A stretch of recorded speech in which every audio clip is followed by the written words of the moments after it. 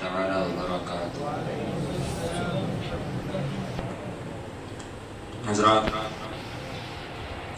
کل کی جو بات ہوئی تھی ہمارے اور آپ کے درمیان تجوید کے متعلق، اس سے تو کم از کم آپ نے اتنا سمجھ لیا ہوگا کہ قرآن شریف کو کیسے پڑھنا چاہیے، اتنا سمجھا۔ تو تجوید کے بارے میں قرأت کے ایک بہت بڑے امام گزرے ہیں جن کا نام ہے حضرت علامہ جزیری رحمۃ اللہ تعالیٰ۔ آپ فرماتے ہیں من لم یجود القرآن فہو آثم، جو قرآن پاک کو تجوید سے نہ پڑھے وہ گناہ گار ہے۔ جو قرآن پاک کو تجوید سے نہ پڑھے وہ گناہ گار ہے۔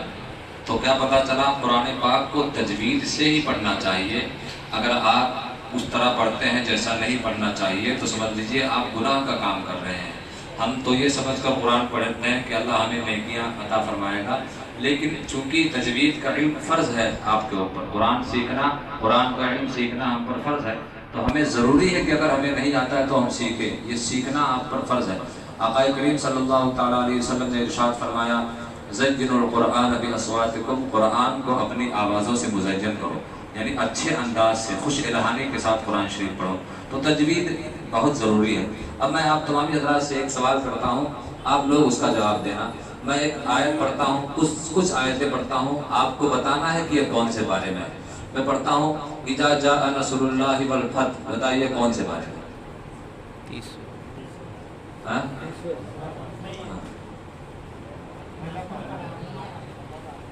دیکھ الحمدللہ بچے ہمارے ہیں کامیاب۔ کسی نے کہا کہ 30واں پارہ، کسی نے کہا نہیں۔ صحیح بات ہے، یہ قرآن شریف میں ایسا ہے ہی نہیں۔ اگر جس نے کہا ہے کہ 30ویں پارے کی آیت ہے تو میں کہتا ہوں کہ قرآن میں ہے ہی نہیں۔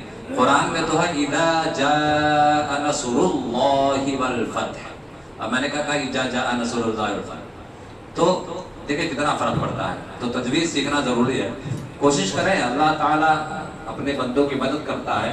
کسی دین کے کام میں جب بندہ ایک قدم بڑھاتا ہے تو اللہ تعالیٰ اپنے رحمتوں کے قدم اس کی طرف 10 بڑھاتا ہے۔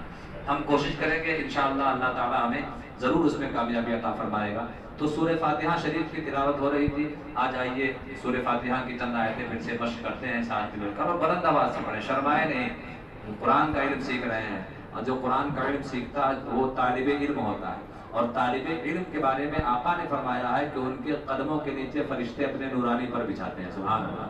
تو سب طالب علم بنے نا، بلند آواز سے پڑھیں، کوئی شرم نہیں ہے، بہت اچھی بات ہے، بلکہ یہ ایک مثال ہوگی، مثال ہے الحمدللہ کہ یہاں پر ہر نماز میں کچھ نہ کچھ سکھایا جاتا ہے۔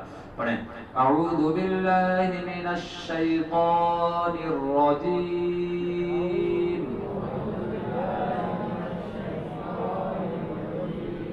بسم اللہ الرحمن الرحیم،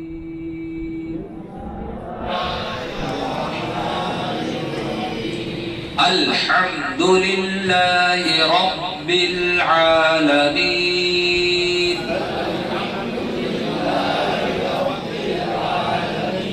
اب دیکھیں اعوذ باللہ میں عین ہے، پہلا کیا ہے؟ عین، حمزہ کے بعد عین واو، حمزہ زبر آ، عین واو پیش، رو اعو، اسی طرح بسم اللہ الرحمن الرحیم میں 2 حا ہے، حا، الحمدللہ میں حا ہے۔ تو دیکھیں ساتھ ساتھ مخرج بھی سیکھتے چلیں۔ 6 حروف ایسے ہیں جو ہمارے حلق سے نکلتے ہیں، اور ہمارا حلق دیکھیں جو سینہ جہاں اینڈ ہوتا ہے وہاں سے لے کر یہ آخر تک جہاں زبان کی جڑ ہے وہاں تک یہ حلق رہتا ہے، اور حلق سے 6 حروف نکلتے ہیں، اور ان حروف کو جو حلق سے ادا ہوتے ہیں نکلتے ہیں ان کو حروف حلقی کہتے ہیں۔ کیا کہتے ہیں؟ حروف حلقی۔ کیا کہتے ہیں؟ حروف حلقی۔ اب دیکھیں ہمارے حلق کے وہ 3 حصے کیے گئے ہیں۔ قرآن کے جو امام ہیں ائمہ قرآن نے حلق کو 3 حصوں میں بانٹا، ایک ہے شروع حلق، اور ایک ہے درمیان حلق یعنی بیچ حلق، سینٹر جس کو کہتے ہیں، اور ایک ہے آخری حلق۔ شروع حلق، درمیان حلق اور آخر حلق۔ اب شروع حلق جو سینہ کی جانب سے ہے وہ ہمارا کیا ہے؟ شروع حلق۔ اس کے بعد جو بیچ والا حصہ ہے وہ درمیان حلق ہے، وہ کیا ہے؟ درمیان حلق، اور آخر کا جو حصہ ہے زبان کی جب تک وہ آخری حلق ہے۔ اب ان 3 حصوں سے مل کر ٹوٹل 6 حروف ادا ہوتے ہیں۔ کتنے حروف ادا ہوتے ہیں؟ 6۔ ان کو حروف حلقی کہا جاتا ہے۔ کیا کہا جاتا ہے؟ حروف حلقی۔ اب دیکھیں جو شروع حلق ہے نا سینے کی جانب سے، وہاں سے 2 حروف ادا ہوتے ہیں۔ کون کون سے حروف؟ حمزہ اور ہا۔ کون سے حروف؟ حمزہ اور ہا۔ ال الحمد میں جو آ ہے آ وہ حمزہ ہے.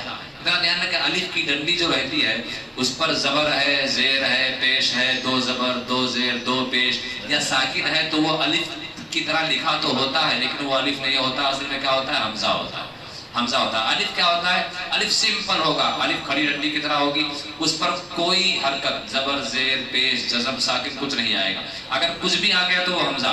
تو ہم پڑھتے نا حمزہ لام زبر ال، اب وہاں پر الف لکھا ہوتا ہے، الف کے اوپر زبر لکھا ہوتا ہے.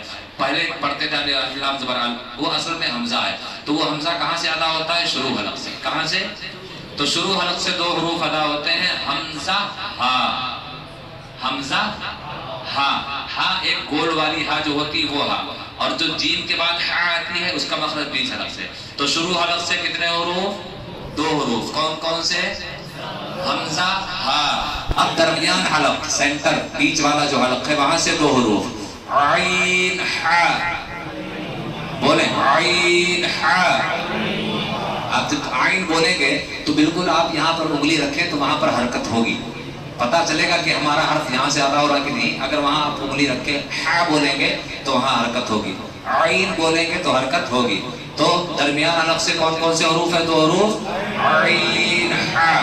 بولیں عین ہا. اور آخر حلق سے جو زبان کا کنارہ جڑ ہے وہاں سے دو حروف غین خا. جب آپ غین بولے تو نا وہاں دیکھو احساس ہوتا نا، غین بولے غین خا. غین خا. اب اگر کوئی خا کو کھا بولتا ہے، کھا جو اردو میں جیسے کھانا، تو وہ کاف اور دو تشریح سے ملتا کھا بنتا ہے، لیکن جیم ہا کے بعد جو ہے وہ ہے کیا؟ خا. خا کیا ہے؟ خا. اور عین کے بعد کون سا حرف ہے؟ غین.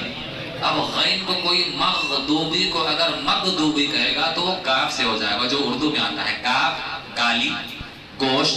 یہ کاف ایک الگ حرف ہے اور غین ایک الگ حرف ہے. اب اگر مغدوبی کو کوئی مغدوبی کہے گا تو حرف چینج ہوا، اور جہاں حرف چینج ہوا تو معنی چینج ہوا، اور جب معنی چینج ہوا تو نماز باطل ہو جائے گی. تو 6 حروف آج ہم نے سیکھا ہے، وہ کون سے ہیں؟ حمزہ ہا، عین ہا، غین خا. ان کو حروف حلقی کہتے ہیں. کیا کہتے ہیں ان کو؟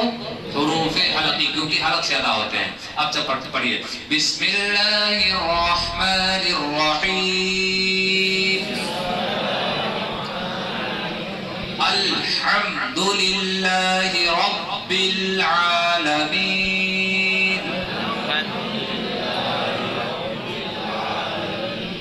الرحمن الرحیم، مالک یوم الدین، ایاک نعبد. یہ آپ کو سکھانے کے لیے اگر، لیکن کنعبدو پہ جب رکیں گے نا تو وہاں پر دال ساکن ہو جائے گا کنعبد، لیکن آپ کو سکھانے کے لیے میں سانس توڑ دے رہا ہوں تاکہ آپ سمجھیں. ایاک نعبد و ایاک نستعین. صدق اللہ العظیم. انشاءاللہ باقی کا کل سیکھیں گے. سورہ فاتحہ انشاءاللہ العزیز ہم کو مل کر صحیح کرنا ہے نا انشاءاللہ تعالی. اللہ ہمارے علم میں خوب برکت عطا فرمائے.